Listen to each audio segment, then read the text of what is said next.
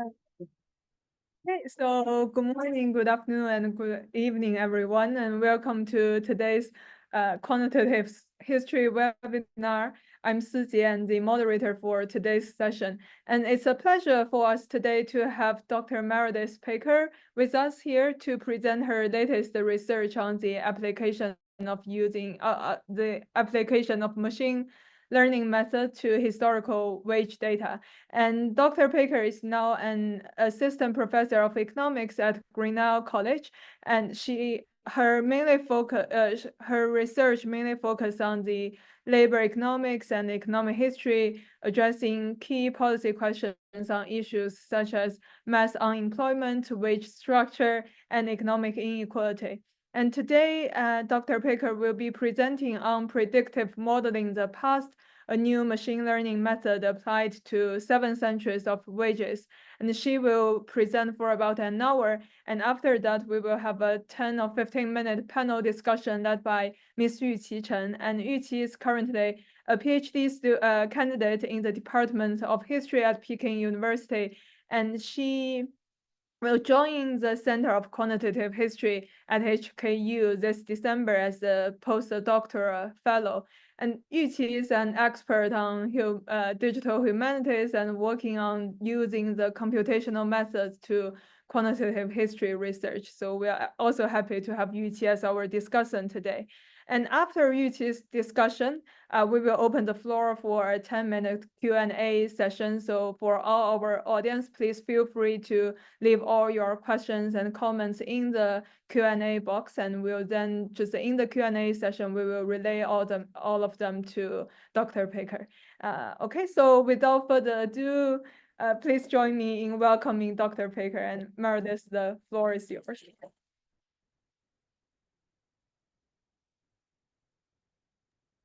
All right. Hi, hope everyone can hear me. Thank you so much, Suche, for that wonderful introduction. And I'm so pleased to have been invited to present at this webinar. Thank you also to the Center for Quantitative History. This is a really awesome series that you have going on. And also preemptively, Yuqi, for the discussion. So I'm going to be presenting a paper, Predictive Modeling the Past, a new machine learning method applied to 7 centuries of wages. And this is joint work with Judy Stevenson at University College London and Patrick Wallace at the London School of Economics.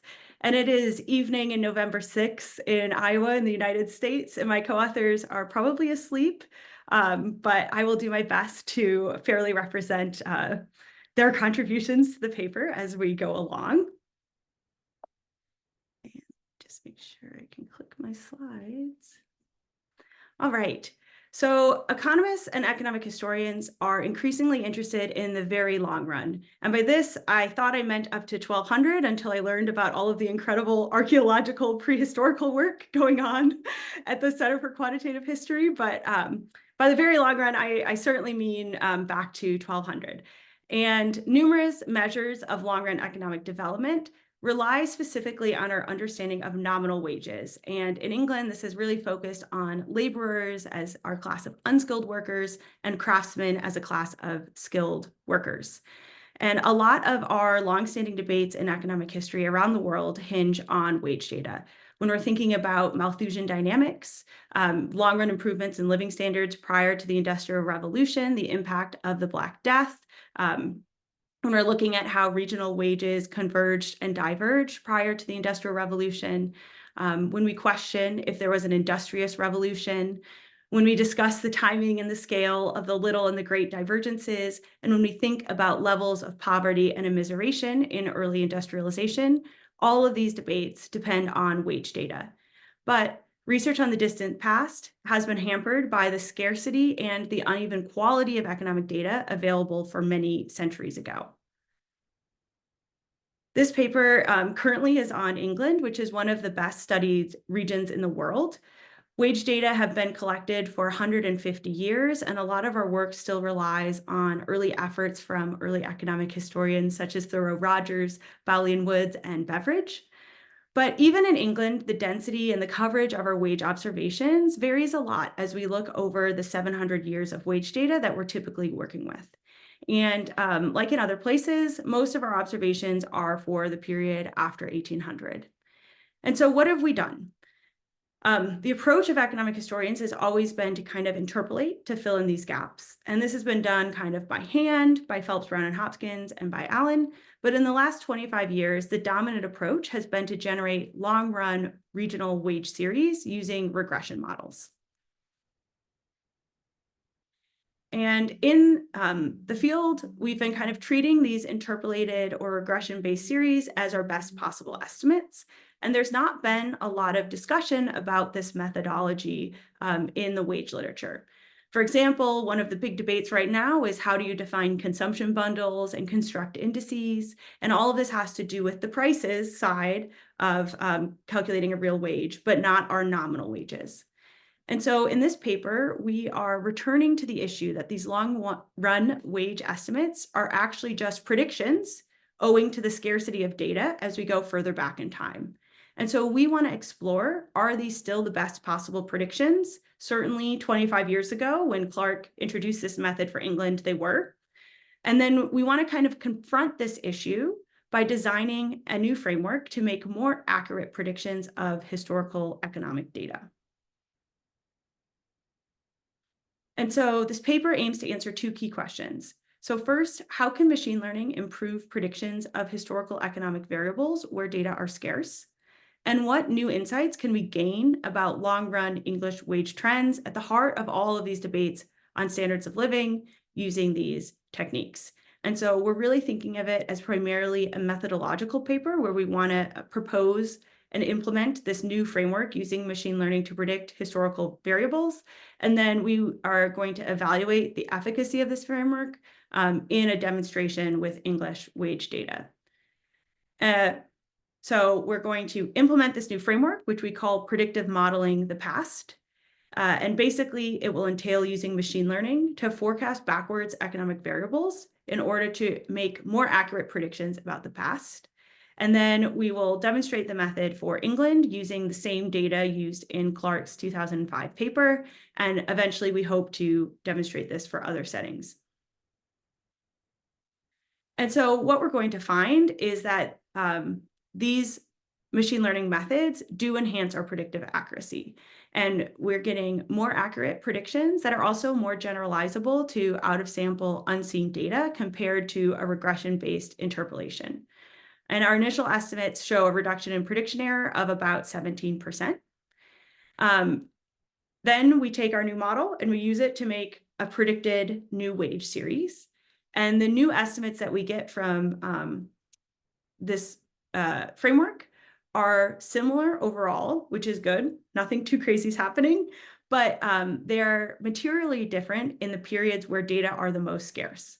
And so we'll look specifically at the areas where data are affected by challenges of reconstruction and data survival, showing a new path of wages following the Black Death.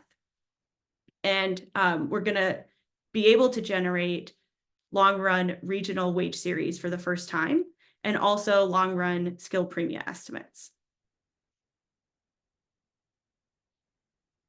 So we're going to start by talking a little bit more about the problem of scarce data, and then we'll talk about more on wage methodologies, how economic historians have addressed this problem, a little bit more on why machine learning is a good idea to use here, and then some specifics about our predictive modeling the past framework. And then we'll look at the demonstration with English wage data, thinking about both model fit and the nominal wage estimates.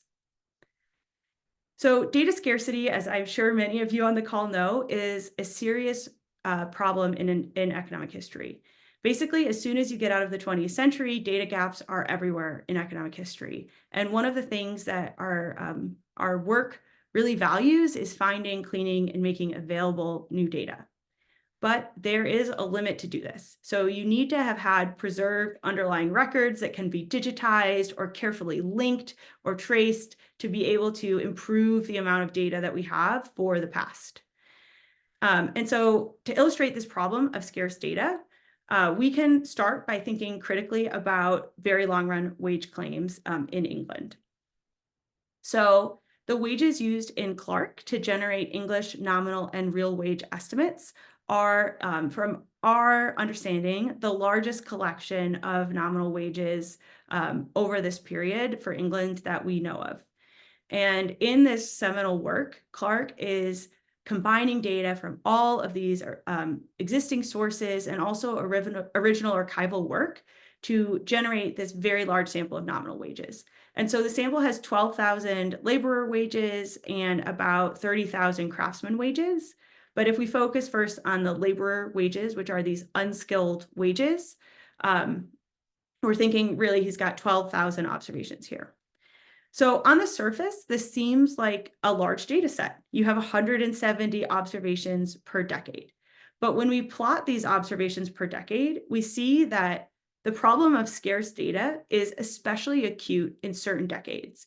So for example, in his data in the 1890s, we have 950 observations for the whole decade, whereas in the 1240s, we have a total of 3 observations. And the way that this data is structured, where that 12,000 number comes from, each row of his data set, if there were 10 workers at a site that were getting paid a wage, that would be 10 rows of the data. So when we remove the repeat observations of wages from the same entity in the same year, we're down to only 9 observations on average per year.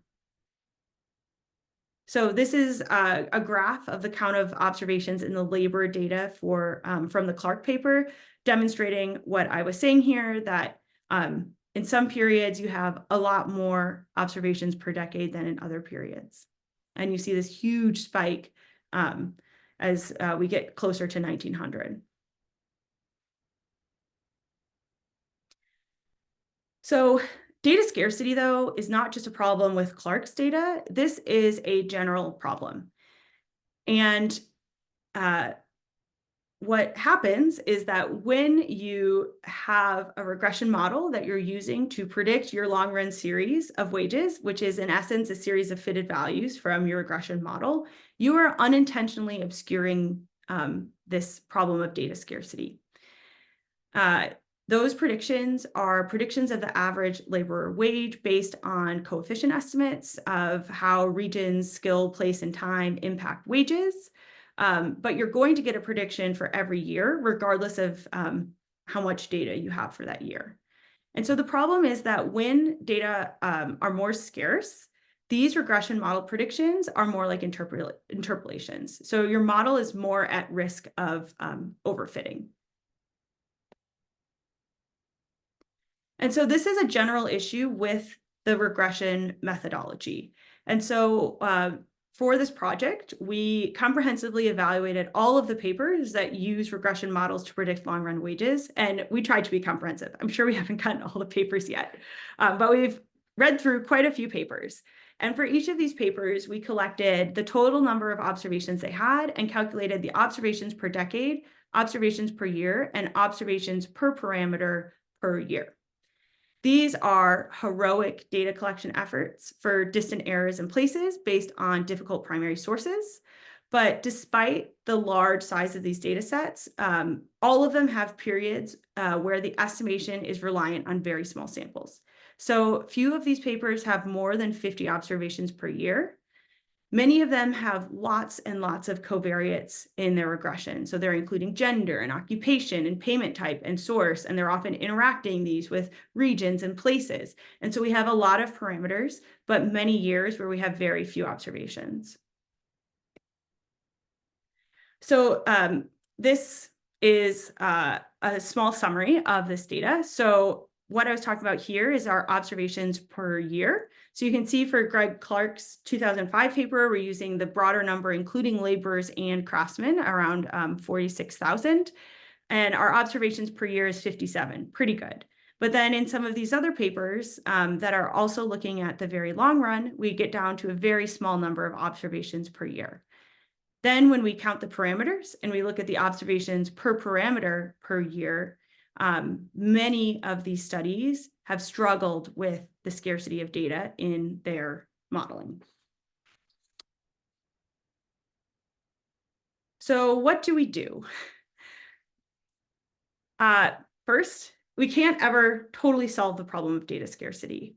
But our challenge, and one of the things that I love about economic history, is that we can creatively try to respond to this challenge to get the best possible estimates. And so as you can see in this table, a lot of these are extremely recent papers, and this sort of regression methodology of estimating wages is certainly the favored approach in the literature right now. So we're just going to talk a little bit about where this came from and what the limitations are of this approach in order to motivate our new method. So obviously for more modern periods, we just take the data as given. For earlier periods, we've had to use some approach to handle the problem of scarce data. So there's been kind of two main avenues to correct for this problem of missing data in the economic history literature on England. So the first has been identifying an average or a representative wage, and the second has been this regression-based model. I just want to talk briefly about this first method of identifying an average or representative wage. And this was some of the earliest work done on long-run wage trends. This is a simple but robust technique and is often used for single institutions or periods. And there have been innovations in how to pull out from the historical record what is a representative wage for a worker at a site, in a place, in a year. So you can look at medians, you can look at 1 year or multiple year periods, you can look at modes, you can obviously take the average. Phelps, Brown, and Hopkins select out what they felt was, based on their historical context, the prevailing wage. You can do fancier things. Roda and Weisdorf are using local polynomial regressions to find the central tendency for their work on Rome and Tuscany. And this is still an approach that's widely used for single institutions or cities. So in one of my other papers with Judy and Patrick, we have a representative wage for St. Paul's Cathedral, and we can kind of see it in the record. Not every worker was paid exactly this wage. And if you were to actually take an average of our recorded wages, it would not be exactly the representative wage, but they had policies in place to pay workers this wage. And so we know that this was a representative wage for a laborer at St. Paul. So obviously the pro of this is that it's easier to find a representative wage that's convincing from the surviving data if you're thinking about just a single site or a context. But the con is that it's hard to make claims about a general, regional, or national wage using this. And so this is where the regression techniques really came in. And we always talk about Clark, but I'd like to acknowledge that Bob Margo was also doing this for American wages even earlier. And this idea of running a sort of hedonic regression model is providing an econometric solution to getting a representative wage from multiple sites, different areas, different regions. And so this is nice because it's a little more formal, and also we can look at across multiple sites. So looking more specifically at Clark's model, in case you're not familiar with it, just to kind of wrap your head around what's going on here. So this equation is Clark's model from the 2005 paper. So basically he's taking, this is a model for wages, and he's allowing wages to vary depending on your skill, where you are, what year it is, and different combinations of worker characteristics. And he does have a more updated version of this in 2007. But as you can see, this is a regression model. It has a lot of interaction terms. And the general idea is you estimate the regression model, you get the coefficients, you use those coefficients to predict fitted values. So this has been kind of the standard model, but in those papers that we surveyed, it's important to note that different researchers have been implementing this differently, and there doesn't seem to be a clear best practice for even implementing the regression model-based approach. So a lot of papers have included more controls, things that we think are important to control for, like if the wage is from an urban or a rural setting. But this kind of increases your risk of overfitting. We get all of these parameters, we have little data, and a lot of these papers have really high R-squared values. What adding more control variables does, though, is it allows you to predict wages for data sets not just of a single place or a single site, but of workers who have different occupations, different skills, different gender, etc. And so in Clark and Margot's original work, they're going to run separate models for laborers and for craftsmen. And in the more recent work, they will fold it all into one model and use dummy variables for if you're a laborer or a craftsman. When we do that approach, if you don't have a lot of interactions, you're kind of assuming the consistency of relationships across groups. So if you've included a variable called urban in your regression model, and you're not interacting it with anything, and your model has both skilled and unskilled workers in it, you're going to be assuming that urban has the same impact on wages for workers who are skilled and who are unskilled. And Margot talked about this in this nice quote. He said, in a less restrictive specification, beta, his estimate of worker characteristics impact on wages, would be allowed to vary across time periods, ideally for each time period. However, allowing beta to vary over time greatly increases the number of coefficients to estimate, producing the trade-off noted above between sampling error and historical detail. And so there is a sense that if you make your regression model too complicated to make it as flexible as it could be, then you might not be able to estimate a regression model in a way that is convincing and internally consistent. And so this is why he was separating out his models to avoid having a lot of interactions. Okay, so we think that this has all achieved a lot and moved the field forward, but we have these two difficult problems. The scarcity of data is still unavoidable, and this OLS estimation procedure is very rigid. And I should note now that this is not just a problem with wages. These challenges are shared by efforts to estimate other long-run economic statistics. So this is where machine learning comes in. So there's lots of types of machine learning and a lot of work going on in economic history that falls across all of these different types. And so here we're thinking about a supervised regression model where we're trying to make a better prediction. Regression in machine learning doesn't necessarily apply. You're using a least squares regression. And so we just wanted to provide a list of all of the different ways that people are using machine learning, even though I've just learned about some more. So you can, a lot of work using machine learning is analyzing text. And that is very important work. And then on my side of the pond, a lot of the work in the US has been using machine learning to link census records. But there hasn't been a lot of work using machine learning for historical time series analysis, with some important exceptions from David Hendry and Castle. This is a problem because recent economics literature shows that machine learning can outperform OLS and time series models for accurate predictions. It has the advantage in cases where we're interested in prediction rather than in causal inference. So some of the key papers here are Mullyanathan and Spice showing this for housing prices. There's been work showing this for GDP forecasting and also for predicting recessions. These are all kind of macro, but the reason that economists are shifting to using machine learning is that it can better model complex, nonlinear, and changing relationships.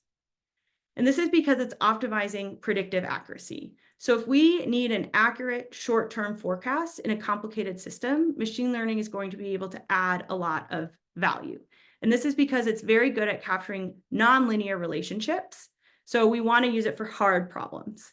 And so as economic historians, a lot of what we do is hard. And so we think that machine learning should be useful for predicting economic variables in history. We know that there were non-stable relationships between economic and social phenomena. We have non-monotonic variables and changes over time and space that are all impacting the way that economic phenomena relate to each other. And so this work kind of arises from the important observation that the best model for causal inference is often not the best model for prediction. So one model might be best at saying how being in a rural area impacts laborers' wages. This is a causal inference question. A different model might be best at, a different model might be best at predicting what a given laborer's wage will be based on factors such as being in a rural area, which is prediction.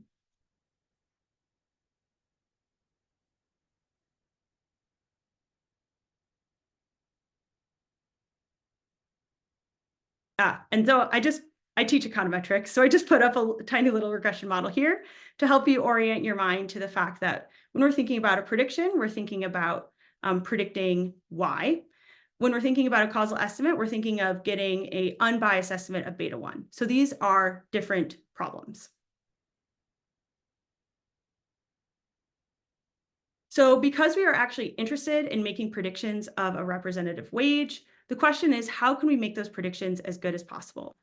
So in this paper, what we're going to do is propose a method to use machine learning techniques to predict historical economic variables called predictive modeling the past. And the big idea is that machine learning can be used by economic historians to make predictions about the unknown past in the same way we have used it to make predictions about the future. So if we think about the past as the future, the past is where we don't have all of the data. If we start with data from the future and we look backwards and start making predictions to the past, this is going to allow us to address this problem of scarce data and be clearer that what we're really using is a prediction. And eventually, we will be able to kind of add to existing methodologies here by we're going to have model fit measures that tell you how good our predictions are, but we'll also have bootstrap standard errors so that when you take an estimate of a wage, you have a standard error that then you can kind of roll into further estimates of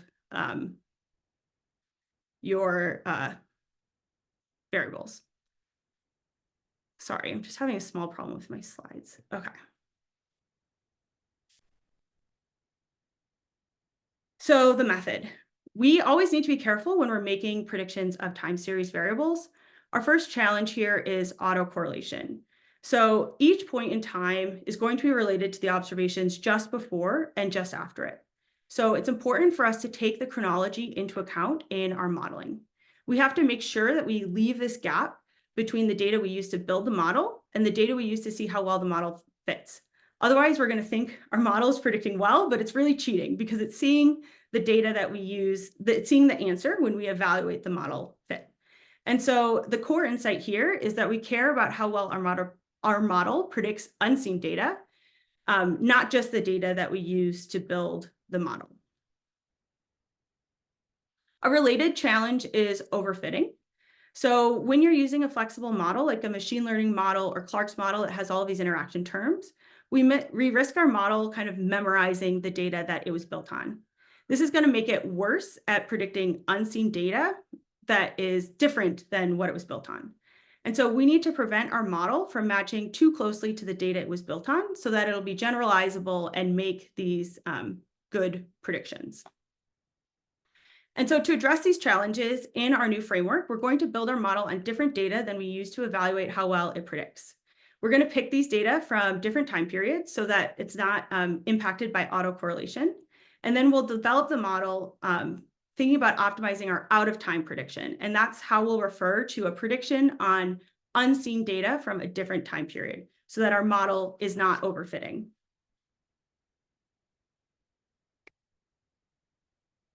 And then the last kind of conceptual thing to understand about our model is that these methods have all been developed for forecasting, predicting the future, which hasn't happened yet. But for historical purposes, we have, as I said, more data closer to the present and less data in general as we go further into the past. So what we're going to be doing is backcasting, but instead of just interpolating backwards, which is what backcasting is often meant to mean, we are going to be still using these kind of best practices techniques that I just mentioned. So we're going to have our different training and our testing data. And we're going to be basing our confidence on this out of sample, out of time model fit.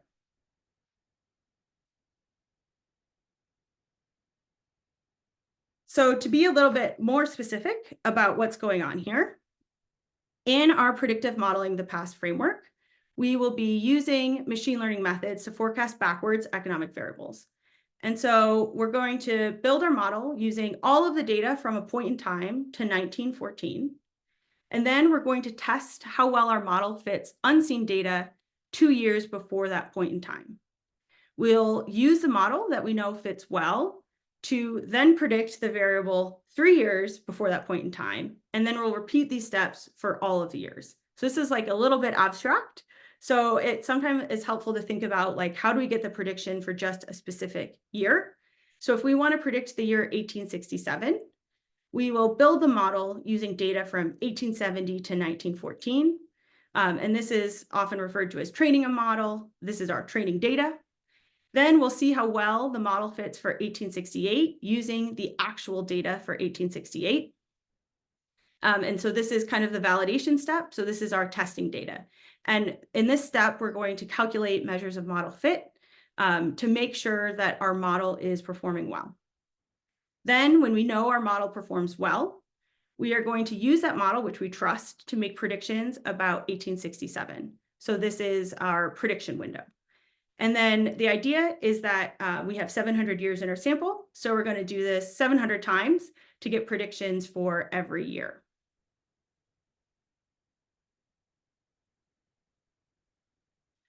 So I kind of threw these words out here. I want to kind of anchor them in your head a little bit more. So our training data is the data that we use to build the model. And this gap that I was talking about to prevent data leakage is where you see this blank. I don't know if you can see my cursor, but where you see this blank. And then our validation year, we're going even further into the past. And then once we're happy with that model, then we are going to predict the model for 1 year prior to the validation year. And then we're going to do this over and over for many years. And so I put on this slide expanding window. So this is what I'm kind of trying to show with these different rows. So these different rows are different iterations of the model. And you can see that our training data is getting wider and wider as time goes on. And our prediction window is getting further and further back. And so for our earliest prediction with the expanding window method, we're going to be using the most data.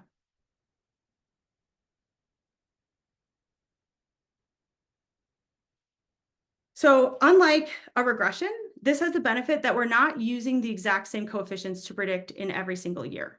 So each of our coefficients, each of our model is going to be the same type of model applied to different training data, and the specifics of that model are going to change. So what we'll know about the model is that it did a good job predicting the year just after the year that we're trying to predict, but we're not imposing an assumption that a given factor has exactly the same impact on wages in every year. So if you're using a hedonic regression model and you come up with some coefficient estimate for the impact of being in the south of England on wages, what you're assuming is that that impact is going to be the same for every year in your data. In Clark's model, he's interacting it with an indicator for each decade. So he's allowing it to vary by decade, but he's not allowing it to vary by year. In this model, both region and any other factor can vary every single time that we run the model. And so this is why we say machine learning models are more flexible, because instead of us having to make a decision like, oh, I think that the regional impact on wages should vary every 5 years and not every 10 years. We don't have to impose that sort of modeling restriction on our, we don't have to make that decision, which means that we also don't have to make that assumption.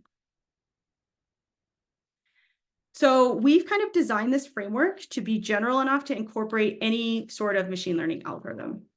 So the idea is this conceptual framework that we've talked about it. And then in the demonstration, we're going to use a specific machine learning algorithm that consistently is winning competitions for its predictive accuracy and efficiency. And that is XGBoost. So XGBoost stands for extreme gradient boosting. And I'm going to take a moment just to kind of tell you how it works. I'm not sure all of your backgrounds, but a lot of times when we learn about machine learning, we think of it as this black box that we can't understand. And I think it's important for me to communicate to you why a machine learning algorithm can make better predictions than a regression model. So XGBoost, extreme gradient boosting. So the extreme means that it's supposed to be very good at prediction. Gradient is telling us that the optimization problem is solved using gradient descent. And boosting means that it's a boosted ensemble method. So we're going to talk a little bit about all of that now. So boosted ensemble methods are usually better at generating predictions than any other methods. And this is because they are boosted and ensemble. So the ensemble part of the method is this idea that if you run a lot of smaller models and then you aggregate up into a prediction, that's going to give you a better prediction. Because if you just run one model, if there's something weird that happens, like all of my students that are running models with COVID in 2020 and not taking care of it in any way, you might have results that are subject to this kind of one-off variation. They might be a fluke. And so when we run a lot of smaller models and take the average, we're getting a prediction that's more generalizable. When that prediction is more generalizable, then it's going to do better predicting unseen data, which is the objective of our model here. And so in a boosted ensemble, not only are we going to run a lot of small models, but in each one, we're going to improve the model based on weaknesses in prediction from the previous one. So there's this iterative process where we're iteratively correcting for the errors of the last model that was run. And I made it sound like I do that. Our algorithm does that. So what XGBoost does is it creates an ensemble of decision trees, which is one of like the building block machine learning algorithms, and then boosts that. And so in each iteration, the boosting part is that they're going to estimate the gradient of the error and then use that information to adjust the next version to correct for that error. And so you can think of there's a lot of little models and it's iterative and we're getting the best prediction possible. And then the thing that XGBoost does that really set it apart when it came out is that it added regularization. So typical gradient boosting without regularization has the tendency to overfit models.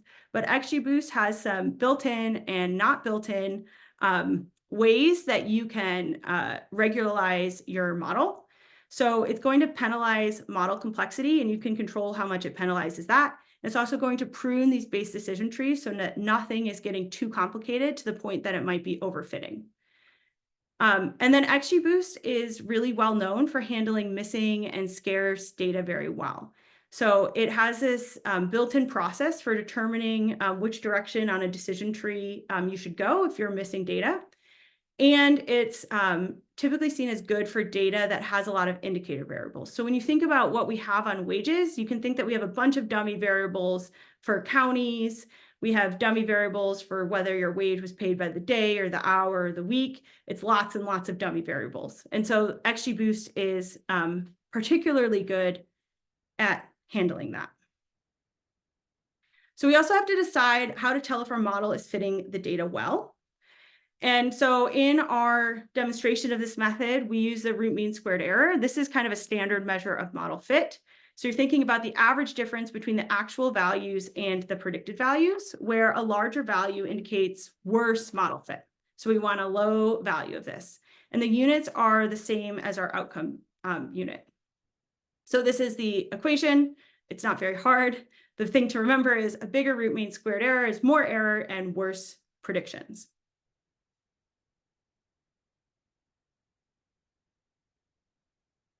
So to summarize, what we're going to do is we're going to use an expanding window forecasting method backwards in time to predict the value for a year from all of our future data. And we'll train this model using XGBoost. We'll validate the model using the root mean squared error. And then we'll use this method to generate predictions of the variable in every year.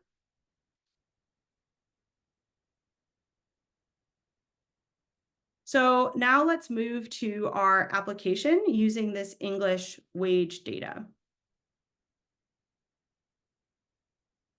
So the primary data that we're going to use, as I mentioned, is from Greg Clark's 2005 paper. And we really owe Greg Clark a lot for this paper, because I emailed him and I said I had this idea, and he very kindly shared all of the underlying data for this paper with me. This is not something that he shared a lot, so we're very grateful that he was willing to share his data. So the kind of core data here is, as I mentioned, he's separating things into laborers and craftsmen. He has these region identifiers, these town identifiers, these identifiers for different craft types, and then an identifier for the year of the observation, and then this joint indicator, and that indicates if a wage was paid, if the wage that was paid was for one person or if it was for a person with their helper. And he uses all of these in the various models in the 2005 paper. And so what we wanted to do with this data is to see if this method yields better predictions, and then make the best predictions possible of laborers and craftsmen wages in each year, and then also see how we can use this to generate new estimates of regional wages and skill premium. So what we did is we collected 300 wage observations that were not included in Clark's original model. And by we, I actually meant my co-authors, who are more better historians than I am, that in the past 25 years have become aware of different sources of wages in the archives. That's basically where this came from. And these were from all across England, all across different time periods. Then what we did is we ran the machine learning model and Clark's model, and then use those models to make predictions of these unseen wages. And the important thing to say here is that I put in parentheses without the expanding window. So what Clark is doing, and what all of the papers that use regression models do, is they take all of the data, they run a single model, and then they calculate a fitted line for all of the data. So because our new framework has this sort of expanding window where we're actually running 700 models, it becomes difficult to compare directly the model fit from something that's kind of using this forecasting framework of expanding window to something that's on the whole data. So these estimates of model fit are actually going to be underestimates, because this is like we just took all of the data and we ran the machine learning model on all of the data, ignoring the rolling backwards thing. When we calculate our out of sample rolling backwards model fit, we get even lower numbers, but I want to make sure the comparison is fair. So I'm only going to show you the comparison for two models run on the period 1270 to 1914. So what do we have here? So this is the out of sample root mean squared error. Like we talked about, a larger number is more error, is a worse prediction. So we are predicting better just from using the XGBoost. And in this model, we're using exactly the same covariates that Clark did. And so this is giving us a 17.9% improvement in predictions. So even with all of these ways that we've made this kind of an underestimate of our improvement in predictive error, we're already seeing a huge advance just from introducing the machine learning.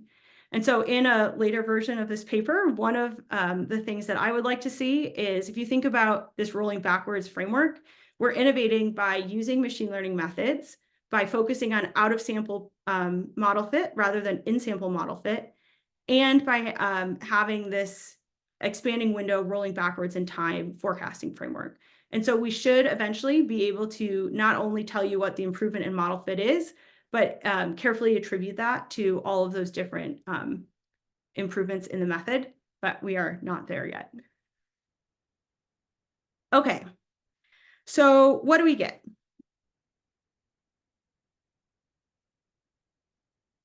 So before I show you the results, we have made another improvement, which is kind of based on Humphreys and Weisdorf, and also based on some feedback we got the first time we presented this. So if you think back to this hedonic regression model framework, you run a regression for all of the years, and you're calculating a fitted value for all of those years, and then you're taking the average fitted value for all of the observations in a year, and that's your representative wage in the year.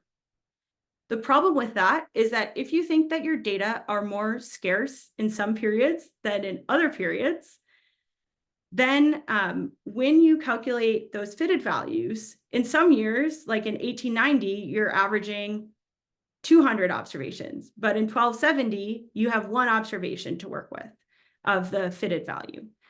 And so you're kind of reimposing any sort of sampling bias if you just take the average fitted value in every year. So what we have done is to predict regional wages and then to weight those regional wages according to regional populations. And this is something that Humphreys and Weisdorf did for 3 regions in their 2019 paper, in not exactly the same way, but just to be clear about what we're doing. So in the unweighted model, what we're doing is we are using our expanding window, going back in time, machine learning model, predictive modeling the past. We get an estimate of a wage in every year for every row of data in that year. And then we take the average, and that's what we show. That's most similar to what Clark did.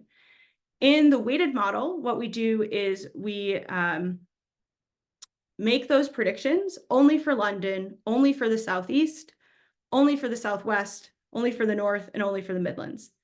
Then we take the average of the region, and then we weight the regions across according to regional population estimates, which I believe are also only recently available, but are pretty reliable.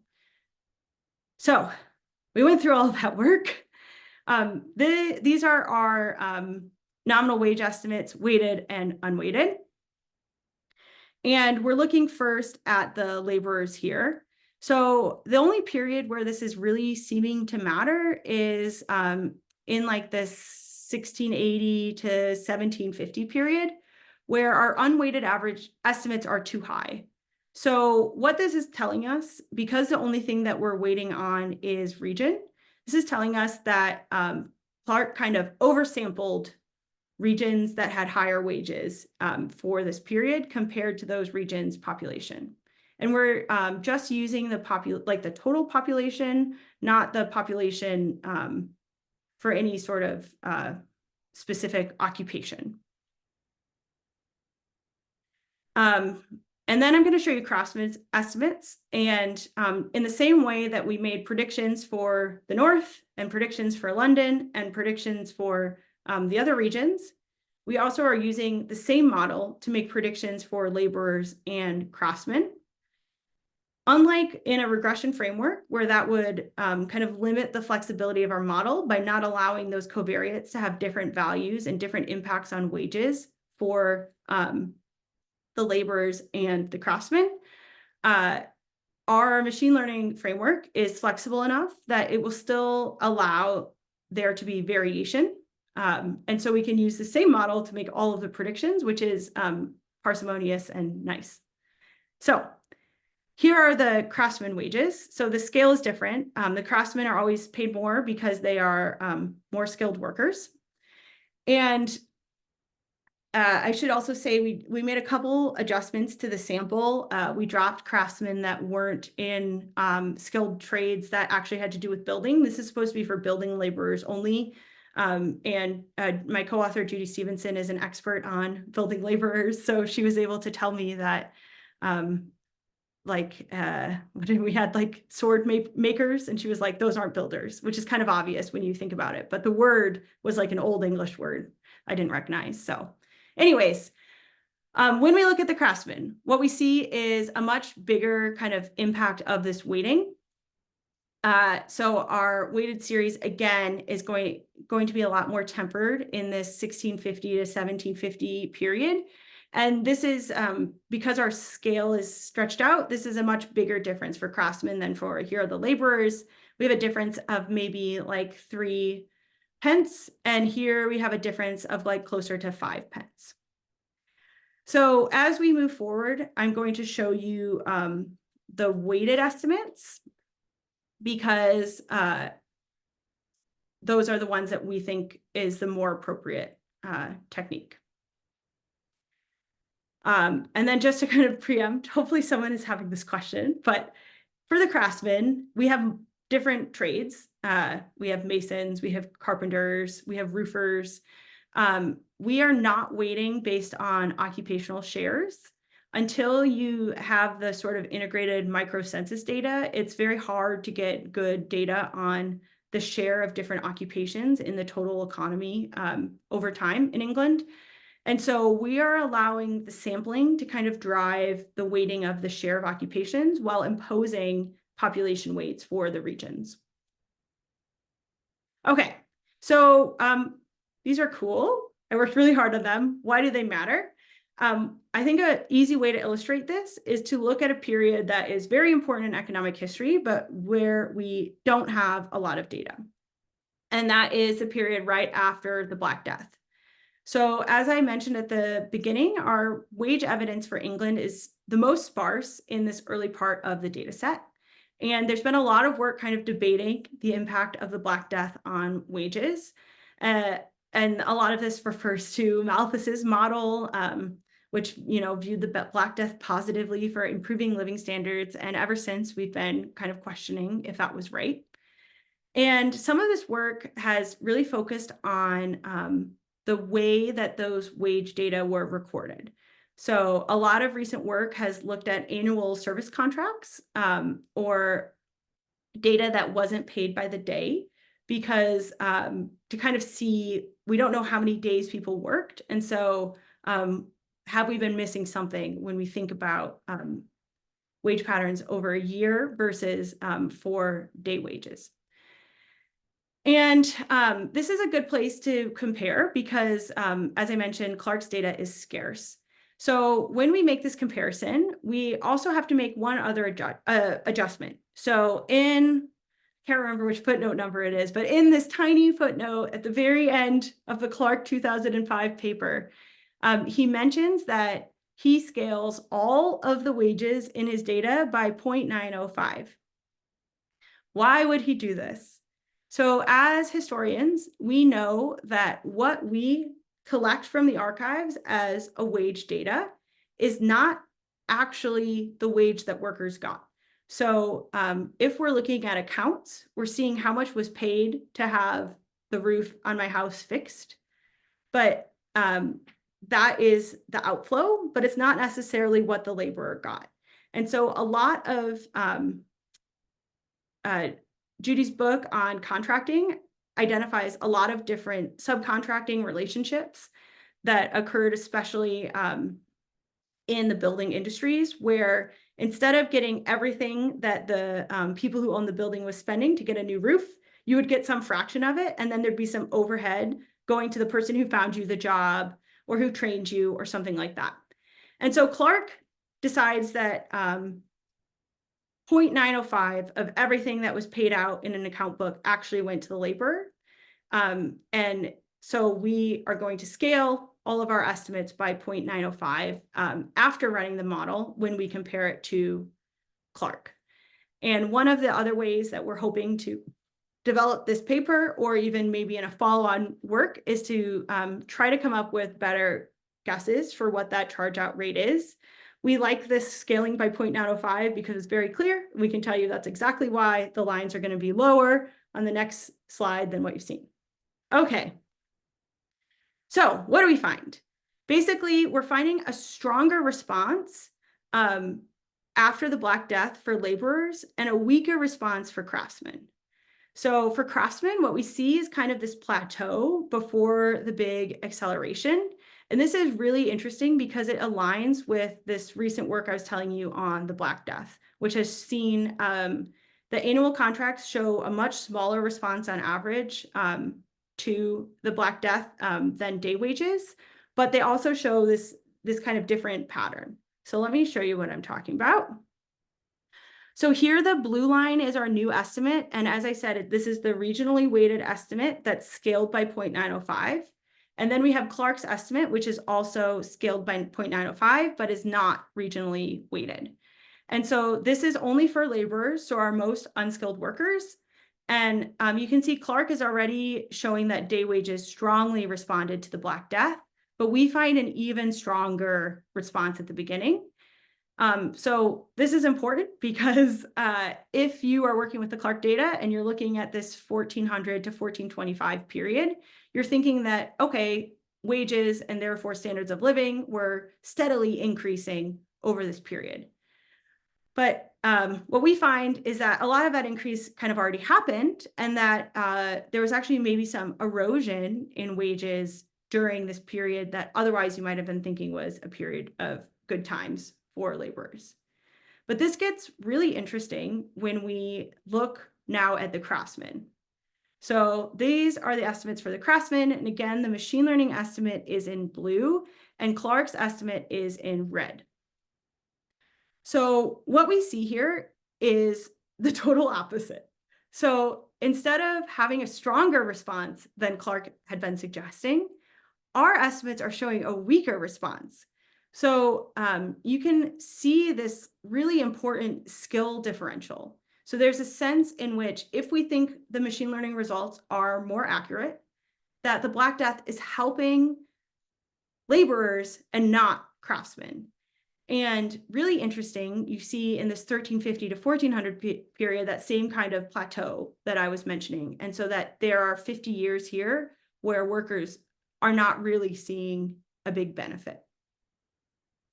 So, you know, we always are like interested in the long run series and you're like, wages go up over time. But I think it's helpful to kind of zoom in a bit and think about how does having better predictions of wages change our understanding of these important events in economic history. So that's one benefit of the model. Okay, a second benefit is that we can get estimates of regional wages, which I mentioned we're using in the weighted model. But this is a big deal because in England, there are very few consistent estimates of regional wages prior to 1760. And so machine learning and our predictive modeling the past framework is giving us series that haven't been seen before. And so what we're going to see is the regional wage differences in nominal terms between those 5 regions I mentioned, North, South, Southwest, Southeast, Midlands, London. And here's what we'll find. So basically, from 1600 to 1700, Atlantic trade is growing, and we have this huge increase in regional wages for London. And we can see the North catching up from 1760. And so this is kind of talks to these really big debates in economic history about the timing of when did the North overtake London during industrialization. So here's what we get. And again, I'm going to show you separate estimates for laborers and craftsmen. There is no need to wait because these are regional estimates. So waiting would be not give us anything. And so this is what I'm talking about. So the regions are kind of trending the same. And then this period in the 200 years before the Industrial Revolution, we see kind of this big growth in London benefiting from globalization, et cetera. And then this big catch up from the North. And the patterns for craftsmen are pretty similar. Again, we have a difference in our axis here. So around a similar sort of wage benefit for London. So if you look at 1700, it looks like London wages are about 10 pence per day higher. So again, we benefit from zooming in a little bit. So looking specifically at this 1500 to 1800 period, and I decided to only show the most interesting regions here, you can really get a sense of the scale and the trends in these patterns. So we have this growing advantage for London, and then this really steep catching up of the North around 1760. And when we look at the data for craftsmen, we see really similar patterns. So the Southeast has a little bit more going on for craftsmen, but again, we have this like really big convergence in wages right at the onset of the Industrial Revolution. And then the last thing that we can do, which I don't have slides on, is skill premia. So I've been showing you laborers and craftsmen wages, and all you do to get the skill premia is to relate those. And so at the moment, we are only comparing our skill premia to Clark's measure of the skill premia, which is not like the generally accepted measure of skill premia. Usually for England, we'd be looking at Van Zanden, or the more recent paper, I can't remember the name, but so we have to do a little bit more work to kind of plot our skill premia estimates against these other samples. But as you can kind of tell from our results for the Black Death, we're finding very different trends in the skill premia. We're finding a much lower skill premia in the early years and a much higher skill premia around the 1700s. And this is really important if you are inclined to look at patterns of the Industrial Revolution in terms of industriousness. If you are interested in the supply of unskilled workers to work in factories, or the supply of skilled workers to have innovations. So this gets to be really important. So to conclude, this new machine learning driven method offers a way to improve our estimates of historical data when we have patchy and uneven data coverage. When we apply it to Clark's English wages, we are getting better estimates that are more accurate and are telling us something new about economic history. And so we really think this is a step forward from his original methodology, and indeed this sort of leading hedonic regression methodology that's taking over the literature. So the value is most clear when we look at when data is affected by challenges of reconstruction and data survival. So we've shown alignment with these annual service contracts around the Black Death, these estimates of regional wage divergence within England, and I've mentioned these skills trends in skill premia. So our limitations are that these are still predictions. Ideally, we would have more data, and that is always going to be the case. And then it's important to remember that our representative wage is not equivalent to a standard of living. And indeed, we need to continue to think about what is the value of having a national representative wage nationally or regionally in economic history. What are we really capturing there when we know that people have different experiences? But if we think that's important, we're getting better predictions of it than we've been using. We're introducing these best practices of prediction and forecasting to economic history. And we've designed this framework to be flexible. So as we get more data or as machine learning algorithms improve, we can make it even better. And so eventually we're hoping to add error bounds and to convince you that these regional splits are good. And what's cut off there at the bottom, apologies for that, is that you can use these not just for wages, but also for prices, for population. And I was just learning about how you can use this in anthropology. Recently someone was telling me how this could be useful in development economics, where you also are missing a lot of data. So it's not just historians that are struggling with this problem. So our next steps are to continue developing our interpretations, to finalize our newer series, this Craftsman series, these regional series, to experiment with tunings of XGBoost and other algorithms, to add in more information about these wages, which is something we've already started to do, and then to look at non-wage series and explore other applications in history. So we are pretty certain that we're going to be able to expand our paper and also demonstrate this for Japan and India, and other places where researchers have generously shared all of their underlying wage data. We want to see what our model says. So thank you very much for your time, and I look forward to the discussion and your questions.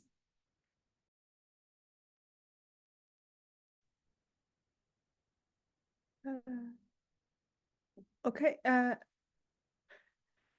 It sounds like, oh.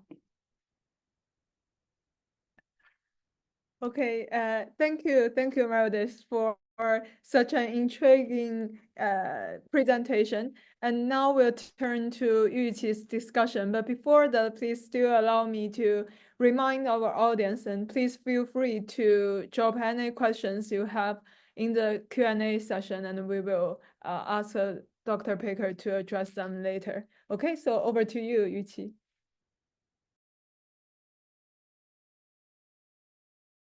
Sorry, Yuqi, you need to unmute yourself. Oh, can you hear me, Professor Hu? Yeah. Okay. Thank you. So, hi, Professor Paker. Congratulations on this amazing work. I'm actually not an expert in economic history, and I have very limited knowledge about the wage data, but I've been focusing on using machine learning methods to do studies with Chinese historic data. So I'd like to mainly discuss the machine learning methods used in this work, leaving more time for questions and discussions during the Q&A session for those interested in the interpretation.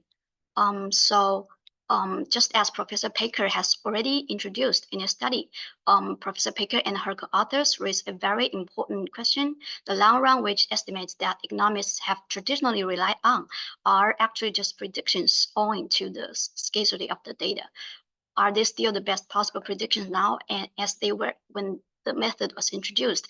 And the answer that Professor Paker and her co-authors provide is that they no longer seem to be. And their research shows that on the out-of-sample data, the more advanced machine learning method they used significantly outperform the traditional regression models. They used an XGBoost-based method, leveraging the expanding window commonly used in time series backtesting. But it is worth mentioning that the expanding window is usually forward, meaning it expands from earlier to later time periods, a process also known as walk-forward validation. However, considering the spatial nature of historic data, where earlier data is more scarce, they creatively proposed a method that can be called walk-backward validation, where the time window expands backward from later to earlier periods. This is really a smart idea, I think. In this way, when estimating the more scarce early data, the model has already been sufficiently trained on the richer data from later periods. Additionally, they also choose to add a gap between the training data and the validation data to minimize data leakage from autocorrelation, which is often overlooked by other studies. Overall, this is a fascinating work. I only have a few small suggestions, if I may. First, aside from XGBoost, could other machine learning algorithms be tried and the best performing one selected, which I believe Professor Paker and her co-authors have definitely already thought about. Second, during the training process, could the model's performance be optimized through hyperparameter tuning, which I believe is also already in the plans of Professor Paker. Third, could the interpretability of tree-based models like XGBoost be used to explore and analyze the importance of features? I'll discuss the 3 points briefly point by point.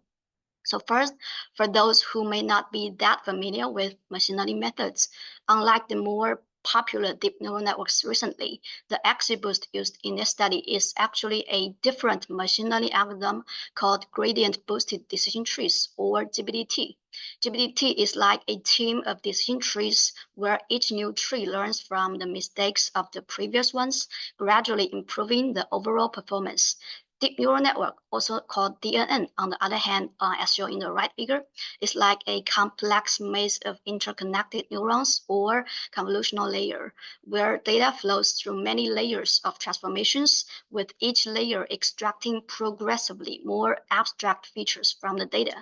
In tasks related to natural language and images, as we all know, deep neural networks now dominate, with the leading examples being ChatGPT and Stable Diffusion.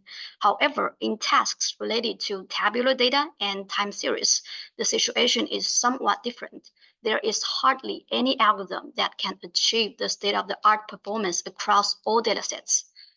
On some datasets, gradient-boosted decision trees, GBDT, outperform deep neural network models.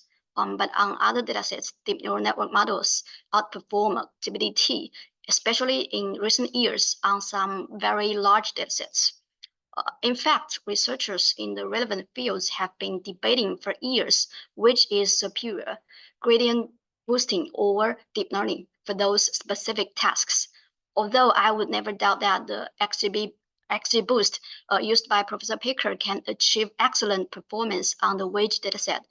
But trying more different machine learning algorithms and models and conducting comparisons and evaluations would make the research results even more convincing, I think. And there are actually some general principles summarized by previous researchers to help select different algorithms, as shown in this figure, which may be worth considering. For example, if there are more than 4,000 instances and the minimum of the the sparsity metric over all features is less than 0.04, you might be interested in the GBDT models like XGBoost and CatBoost over the neural networks models. They define some metrics themselves, and it actually depends on the type of tasks, such as classification or prediction. But I believe there are more studies out there that can give us more helpful information. In addition to that, conducting actual experiments on the specific task data set you have would be time consuming, but would definitely be a better option if possible. Next, the second small suggestion is that optimize the model's performance through hyperparameter tuning. Taking XGBoost as an example, there are many hyperparameters that are crucial, and I've only listed a small portion of them, such as the max depth of a tree, the learning rate or EDA, the minimum loss reduction required to make a split, and the tree constructing algorithm, such as exact greedy algorithm or approximate greedy algorithm, etc. I'm not sure if Professor Paker and her co-authors have already done this.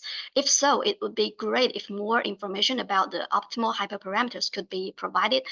If not, I'd like to strongly recommend trying methods for automatic hyperparameter tuning, such as grid search, Bayesian optimization, etc. Because as shown in the right figure, each point here indicates the normalized log loss of one dataset. Points on or below the dotted line indicate that the performance improvement due to hyperparameter tuning is as high as the difference between the neural network versus GBDT algorithm selection. Scholars found that light hyperparameter tuning yields a greater performance improvement than the GBDT versus neural network selection for about 1/3 of all the datasets. This suggests that for a large fraction of datasets, it may be not necessary to determine whether GBDT or neural network are better. Light tuning on an algorithm can give just as much performance gain. The third small suggestion is make full use of the interpretability of tree-based models like XGBoost. One of the biggest advantages of tree-based machine learning methods over deep neural networks is that they are explainable. As shown in the figure on the left, we can visualize the decision trees in the model and clearly see how the different nodes and leaves branch out. In addition, we can also rank the importance or contribution of different feature variables in the prediction process based on sharp values and other methods, either on a global or a local level. This can help us identify which factors most influence the wages in different years and periods in history. To summarize, the three small suggestions for Professor Paker and your co-authors' consideration include algorithm picking and comparison, hyperparameter tuning, and feature importance interpretability. And many thanks again to Professor Paker for the excellent presentation. I really like the idea of work backward expanding window, and I believe this will definitely be a work of profound impact in future. Yeah, thanks. Thank you so much, Yuqi, for the discussion. And do you want to have a brief response to Yuqi, Meredith? Yes. First, thank you so much. That was so helpful, wonderful comments, and I really appreciate all of the time and care that you took with it. And I for some reason, I never thought of calling it walk backward validation, but I think it would be good to introduce that language to make it clearer, especially most of the people who have seen this have been coming from the history side and not the machine learning side, but we really want the paper to kind of communicate across audiences. And in that same vein, thank you for the encouragement to pick the best machine learning algorithms. I kind of terrified my co-authors when I said, okay, we're going to run a horse race between all of these different algorithms. They're like, let's start with one, and you need to convince us that this can give us something. So that's kind of where we started. But I think that it's easy enough to run these models now that we absolutely need to be looking at more algorithms. And I really liked the language that you were using around these gradient boosted decision trees in terms of why that's a good choice for our problem. And that flow chart you had was incredible. So I'm really excited to kind of look at that more and kind of select which are the current leading algorithms that we need to experiment. In terms of tuning, we did a little bit of tuning. Like I did a grid search and we just put the best parameters in. I guess like I'm still a little, like I haven't wrapped my head around what like sample and prediction window it makes sense to do the tuning on. And I know this is a problem that like everybody who does forecasting faces, but I need to do some more work to kind of see how those best parameters are changing. It would, in theory, be feasible to tune each of the 700 different ones, but I think it would make more sense because we want the model to be the same to pick the best parameters overall. But I could do a grid search where I run all 700 and then, yeah, sounds fun. I'll need to log into the big server at Grinnell to do that. But thank you for the encouragement to do that. It's really helpful. Also, it's difficult to explain why we need to do that. So thank you. And then I really was struck by your encouragement to make it explainable. I always tell my students, I'm like, oh, machine learning isn't a black box. Like we can understand how it works and why it's better. And we can understand where our results are coming from. But I never thought to look at feature importance or anything like that. And I think that also adds, that's a benefit that we get from using this class of models, even though everybody's obsessed with ChatGPT at the present moment.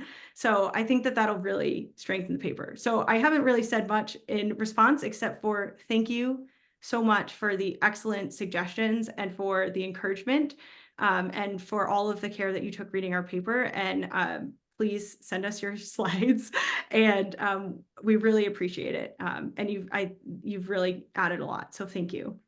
Yeah, thank you. No problem. I'll send the slides to you. Yeah. Okay, so now we could move to our Q&A session, and we have several questions here for Meredith. And the first one is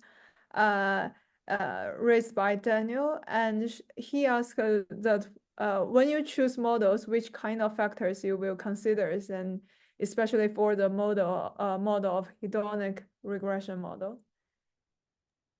Yeah, so Meredith. Oh, should I just respond, or do you want to say multiple at once? Yeah, or? Yeah. Okay.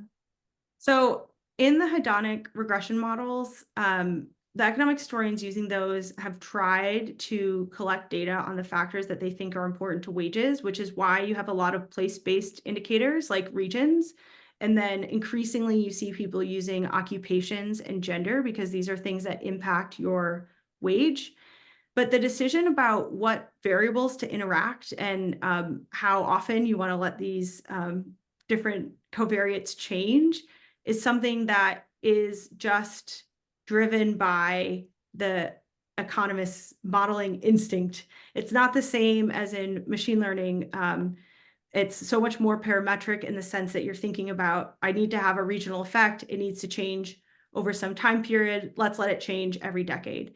And so even though those hedonic regression models are more formal than this sort of informal way that the older generation of economic historians was putting together a series of wages, they still have this sort of like subjectivity that is kind of uncomfortable.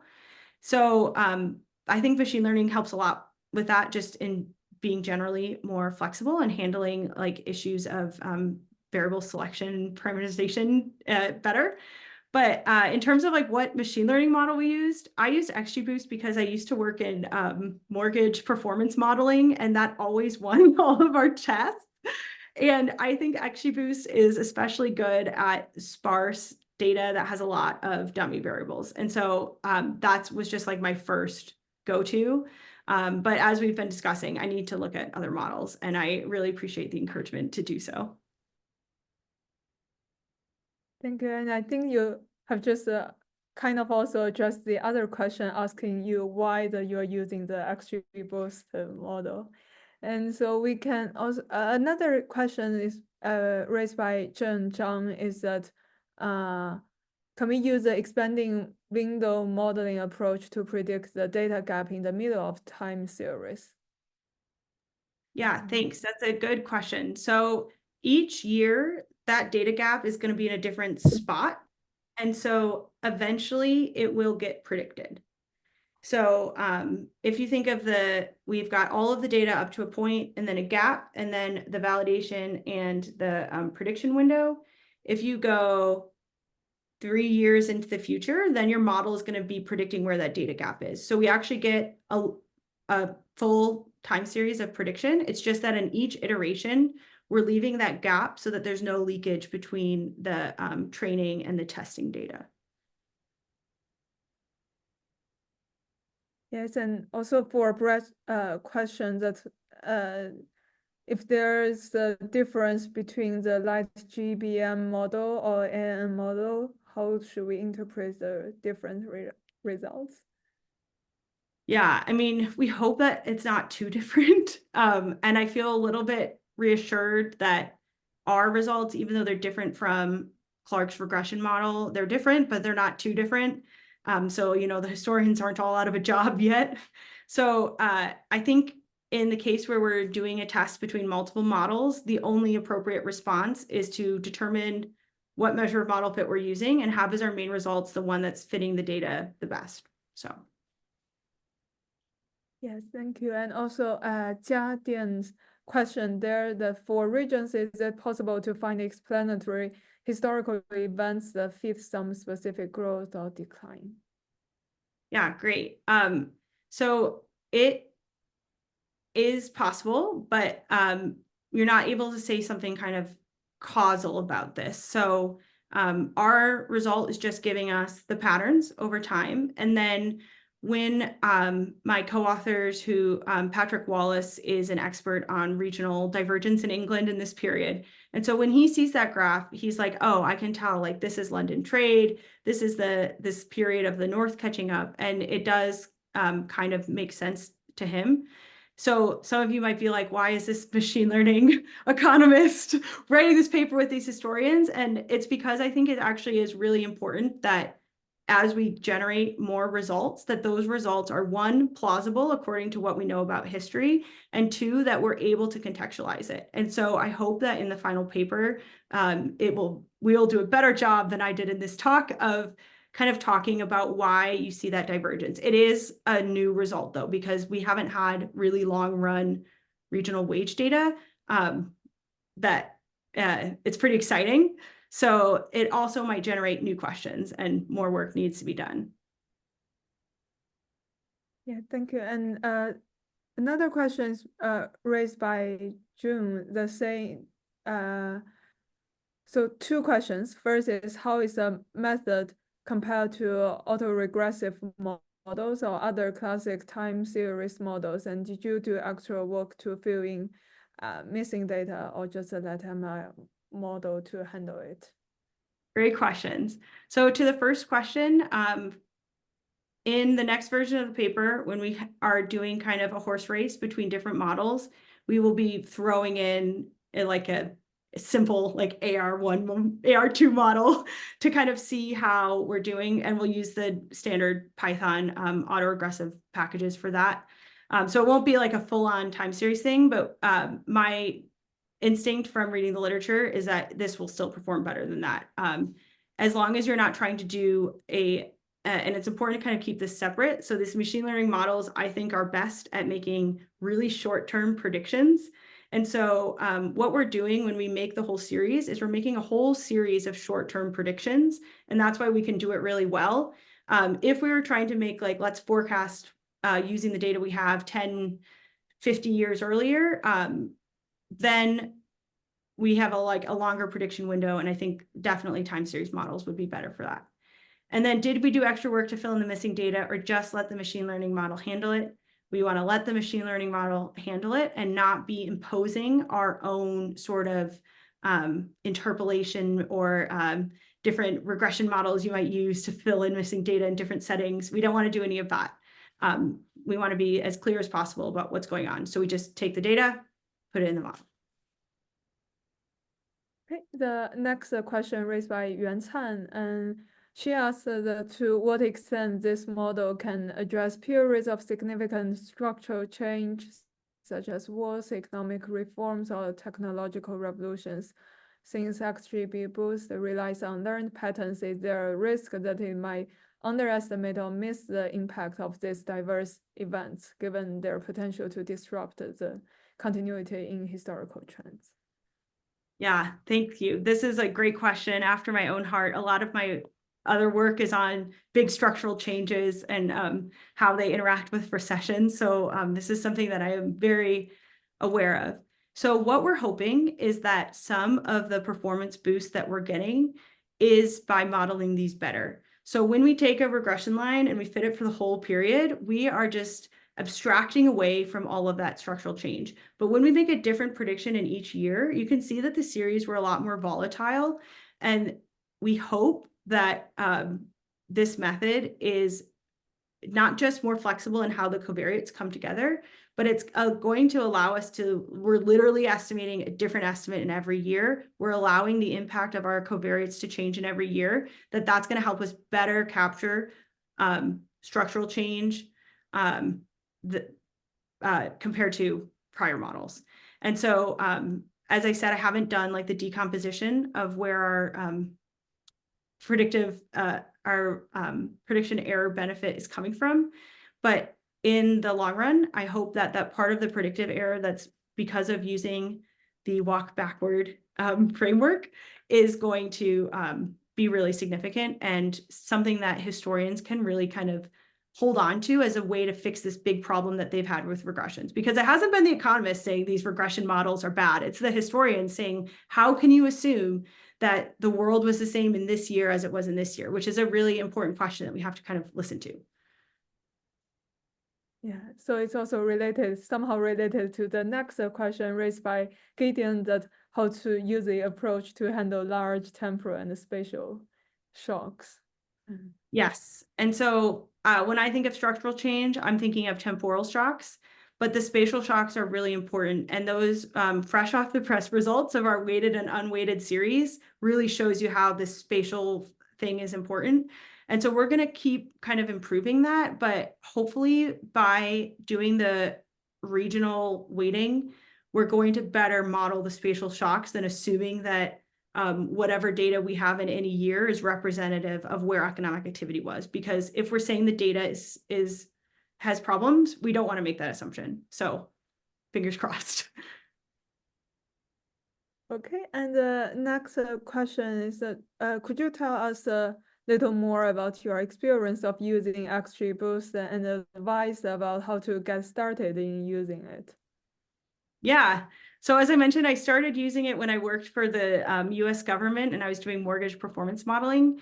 It's not hard to use. The hardest part is using Python.